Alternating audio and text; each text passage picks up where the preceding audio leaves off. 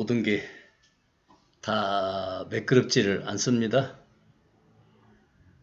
할 줄 모르는 거 해본다고 이해해 주시고 봐주시면 고맙겠습니다. 오늘 두 번째 시간인데요. 두 번째 시간에 하고 싶은 얘기는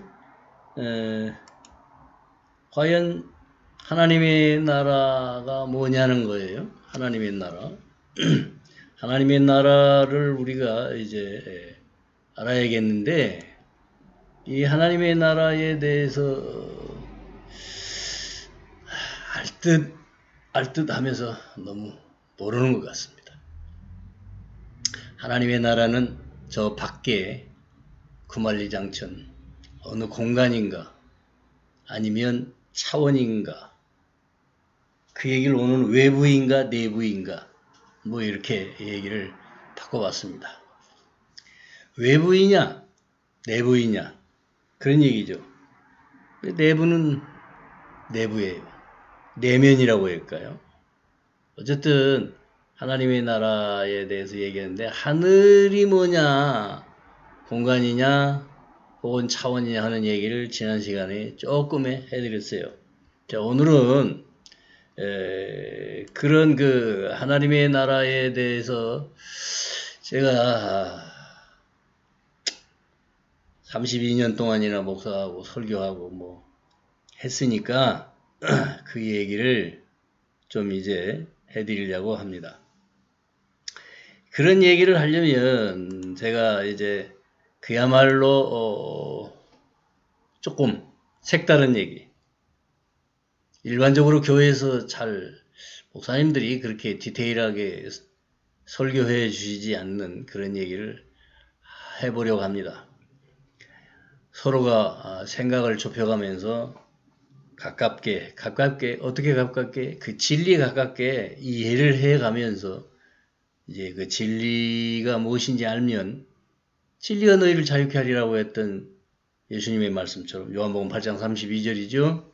그렇게 우리는 이 세상에 몸이 머물러 있지만 우리 생각과 의식, 그것은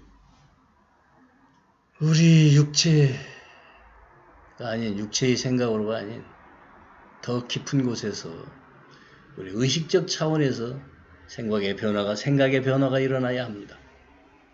그럼 과연 나는 무엇인가? 나라는 존재는 무엇인가 하는 겁니다. 나라는 존재는 무엇일까? 나라는 존재에 대해서 생각을 해보셨어요? 내가 누구일까?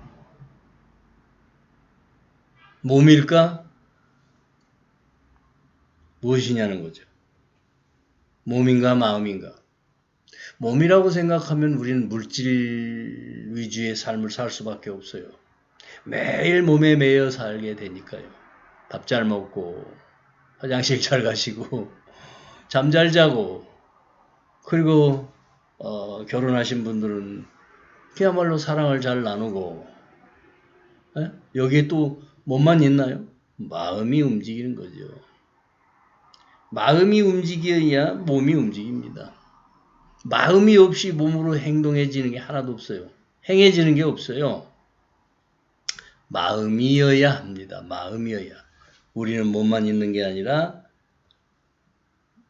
마음입니다. 우선 그럼 몸은 뭐냐 이거지. 몸이 무엇이냐 이거예요. 몸은 소멸해가는, 아니 사멸해가는, 죽어 없어져가는 껍질입니다. 언젠가는 다 죽기 때문이죠. 근데 이 몸통은요, 이 몸통은 컴퓨터로 말하면 하드웨어예요. 하드웨어. 컴퓨터를 구성하고 있는 기계장치의 총칭이 하드웨어입니다. 마음이라고도 하고 정신이라고도 하는 이 마인드는 소프트웨어, 컴퓨터를 작동시키는 프로그램과 같은 거죠. 우리 인간의 정신, 이 마인드 역시 컴퓨터 소프트웨어처럼 프로그램화되어 있어요. 이 프로그램이 삭제도 되고 재구성도 되고 새로워져야 돼요. 불필요한 프로그램들은 사정없이 버려야만 컴퓨터가 가벼워져요. 저도 오랜 시간 컴퓨터를 사용해 왔지만 그냥 뭐 워드 정도 하는 정도이고요. 이런 거 하는 것도 참 시간을 많이 공을 들여서 조금 배워가지고 시도해 보는 거예요.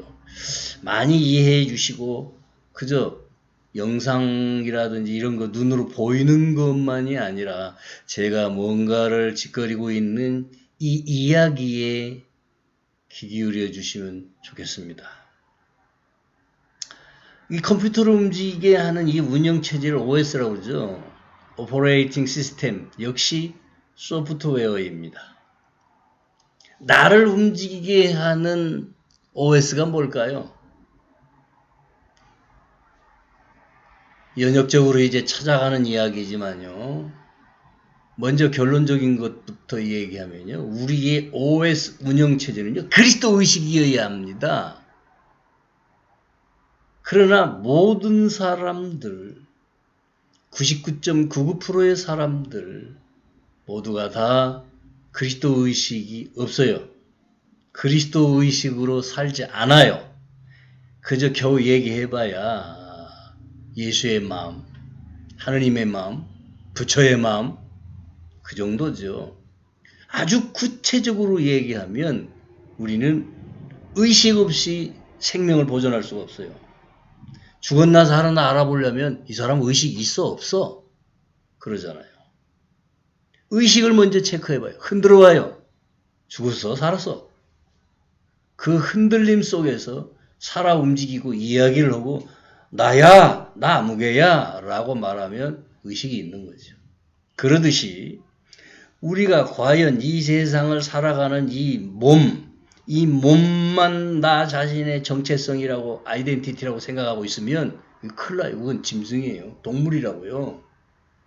사람은 의식적 존재입니다. 생각하는 존재입니다. 근데 이 생각하는 존재의 주체가 누구여야 하느냐? 바로 그리스도여야 한다는 거지. 근데 그리스도 마음이 있어요?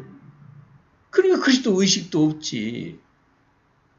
오늘 우리를 인간 존재인 나 자신을 움직이게 하는 것이 그리스도 의식이냐 이거예요. 그것이 결론적인 답인데 안 그러면 보통 사람들 다 어떻게 살아냐? 무슨 의식으로 살아냐? 에고의 의식으로 살아가요. 이고요, 이고. 지독한 욕망 덩어리, 개인적인 존재, 그 이고라고 그래요. 철학적인 용어이기도 하고 심리학적인 용어이기도 합니다. 이 이고에서 벗어나는 길이 그리스도 의식으로 들어가는 길입니다. 그래서 우리는요, 육화 중에 살아가는 모든 인간 자신이 다 이고로 살아갑니다. 이렇게 우리는 이 몸 안에서 육화로 이 세상을 지상의 사람으로 지구인으로 살아가고 있지만 우리 인간의 몸은 여기에 붙박이처럼 살고 있는 게 아니잖아요. 언젠가는 죽어요. 언젠가는 사망의 길을 가요. 그건 몸이 그렇게 소멸돼 가는 껍질이기 때문입니다. 그러나 우리 이 인간의 몸이라고 하는 거 그러한데 이 인간의 몸이라고 하는 건 자신 홀로 스스로가 부팅되지 않는다. 컴퓨터도 스위치를 눌러야 하고 전기를 꽂아야 되는 것처럼 스스로 홀로 움직여지지 않는다. 무엇이 우리를 부팅시킬까요? 우리 몸을? 마음이. 근데 이 마음이 나 자신을 움직이게 하는 작동시키는 그야말로 오퍼레이팅하는 작동시키는 그 나를 부팅시켜서 움직이게 하는 그것은 소프트웨어예요. 그것이 마인드라는 거지. 그것이 정신이라는 거죠. 이 마인드라고 하는 이 정신체계가 움직이면서 몸을 컴퓨터처럼 부팅시키고 작동하게 하는 거라 그 말이죠. 이건 뭐 초등학생도 다 아는 거예요. 컴퓨터를 다룰 줄 아는 사람이면 다 아는 소리지. 모를 사람이 어디 있어요.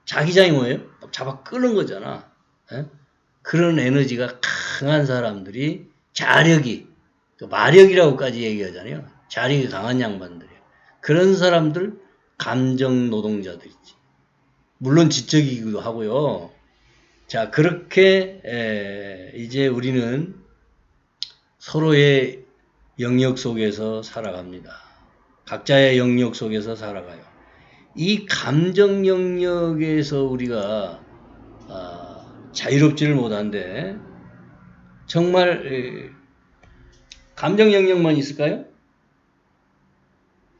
이 정신, 이 마인드를 주관하는 멘탈 영역이 있어요. 멘탈 영역. 이 멘탈 영역이 또 문제라고요. 모든 이즘, 사상체계는 멘탈 영역이죠. 그래서 에너지가 멘탈적으로 움직이는 사람은 또 감정 영역의 사람들을 지배합니다. 쉽게 말하면 뭐예요? 폴리페서라고든가 하도 요새는 뭐 신종 용어들이 하도 많이 나오니까 그 외 탤런트 같은 사람들, 뭐 교수 같은 사람들, 뭐 굉장히 하이클래스한 인생살이를 살아가는 것 같은데 이 사상 체계에 지배당해요. 꼼짝달싹 못해. 그 굴복해요. 그래서 사람들은 그 지식 체계가 최고인 대학 교수라든지 이런 사람들의 지식 체계를 들여다보면 참 어쩔 때는 이 의식의 문제거든. 아주 형편없는 사람들 많아요.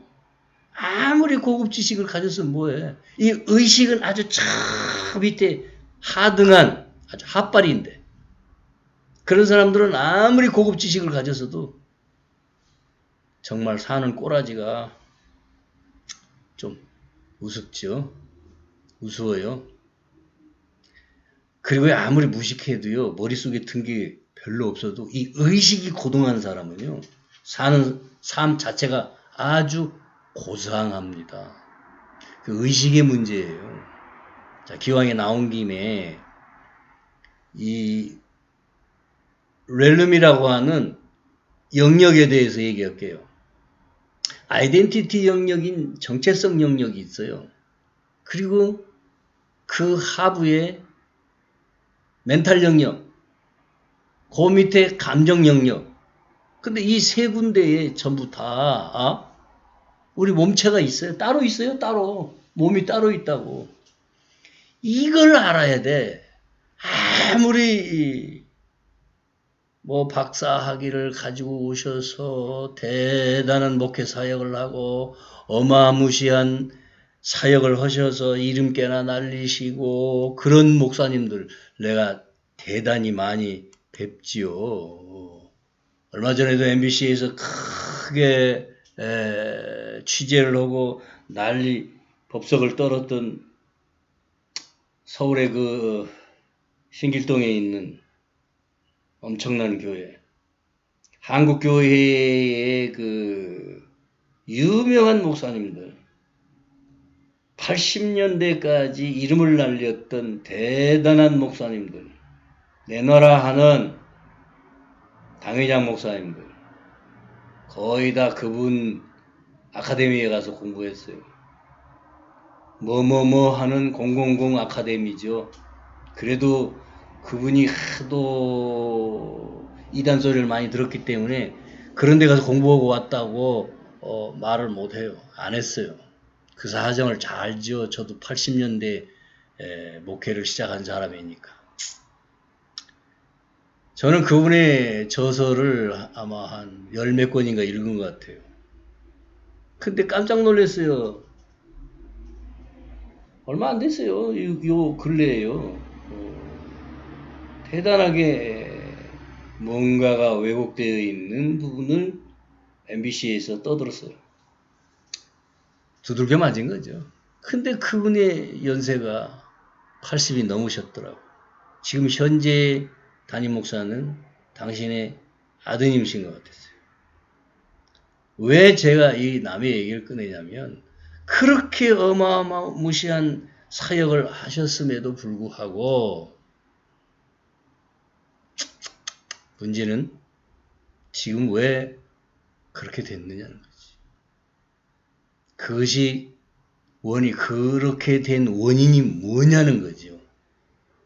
답답하시죠, 성도님들. 특히 교회를 안 나가시는 가난한 교인들. 답답하셔요. 그러나 답답한 마음이라도 간직하고 있어야 돼요. 그래야 의문점을 해결하기 위한 노력이라도 기울이게 되죠. 그렇지 않으면 그냥 죽고 말아요. 신앙이 죽고 만다고요. 그래서는 안 되겠죠. 자, 그렇게 돼서는 안 되니까 우리가 좀 더 깊이 있는 세계를 들여다보고 해결점을 찾아야 돼요. 하나님 나라 존재합니다. 천국 존재합니다. 부인하면 안 돼요. 예수 그리스도는 어제나 오늘이나 영원토록 동일하시다고 하는 히브리서에 있는 말씀처럼 지금도 살아계셔서 역사하시고 계시고 지금도 저 같은 사람은 충분히 그분의 음성을 듣고 가슴으로 교감하고 이야기를 나누고 그분이 무엇을 원하시는지 다 알고 이렇게 시작하는 것입니다. 또 며칠 전에는요. 그 한국의 그 총신대학에서 오랫도록 신약학을 전공하셔서 교수하신 분이 천국과 지옥을 보았대요. 그 책도 나왔대. 나 안 봤어요. 그 책은 안 봤어요. 그냥 소문만 듣고 그분의 유튜브 영상만 내가 봤어요. 그 뭐 인천에 뭐 하는 어마무시한 또 큰 교회 가셔서 간증을 하시더라고. 그 영상 봤어요. 뭐 얼마 안 있다가 뭐 인도로 뭐 하러 가신다고 썼더만. 근데 지옥을 봤대. 여러분, 이런 말을 믿으시면 안 돼요. 그분은 분명 보긴 봤지. 안봉을 봤다고 하겠어요? 봤지. 그러나 천국은 환상이나 꿈이나 그런 걸로 보이는 그런 게 아니에요. 그래서 제가 제 친구한테 천국 오는 것도 아니고 가는 것도 아니라고 그랬더니 내가 천국을 부인했다고 소문내고 다녔어요. 어마어마한 그런 대전에서도 한때 목회를 하셨다. 그 양반 세미나인데 여러 번 참석한 사람 중에 하나예요. 기억하는 것 중에 목사들은 개고기를 잘 먹어야 되는데 왜 그러냐? 멍멍멍하고 잘 짖어야 하기 때문에. 짖지 못하는 것은 개가 아니라는 거지. 그럼 목사가 개란 소리요? 어쨌든지요. 그 양반 천국 지옥을 보고 왔다는데 책이 어마어마하게 많이 팔렸대요. 이 황당한 이야기. 신학자도 그런 소리 하는데 나는 신학자도 아니에요. 난 신학자가 아니라고. 근데 왜 이걸 부인하냐? 보이는 것은 그런 봤다라고 하는 거. 뭘로 봤다는 거예요? 오감으로 봤다는 얘기 아니야. 눈을 감고 잠을 자고 있어도 꿈속에서는 그 오감체계거든? 오감체계가 뭐예요? 그래서 이게 인지적인 문제가 큰 거예요. 신학자요. 수십 년 목회를 한 아주 원로 목사님께서, 원로 신학자께서 천국을 보고 왔대요. 그러니까 92년도에 막 예수님 재련 다 봤어. 안 본 사람 하나도 없어요. 92년도 10월 22일 날. 난리를 쳤잖아요. 제발 이 한국교회든지 세계 지구상에 있는 모든 교회 신자들, 신학자들, 목사들 다 봤다고 하는 사람 다 가짜예요. 보이는 게 아니에요. 오감으로 보여 그게? 그냥 아는 거예요. 알아가야 돼요. 아는 거라고 그랬어요. 요한복음 17장 3장 17절인지 17장 3절인지 예? 사도 바울은 뭐라고 그랬어? 아는 것과 믿는 것과 아는 것이 하나가 돼야 된다. 그래 온전한 사람을 이루어서 그리스도의 장성한 분량에 이르른다. 아는 거라고요. 그럼 알면 뭐예요? 세상적인 지식?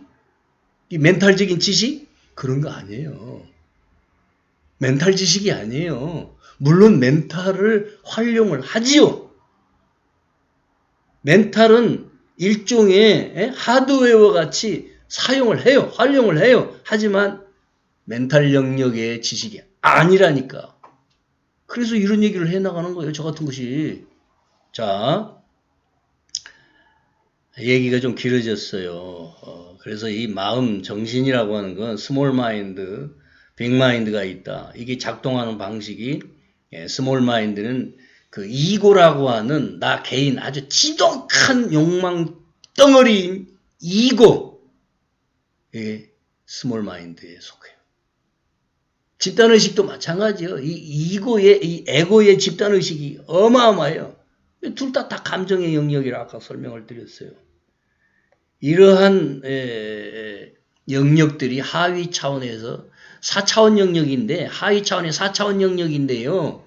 이게 그만큼 정신, 감정, 뭐 이런 거야.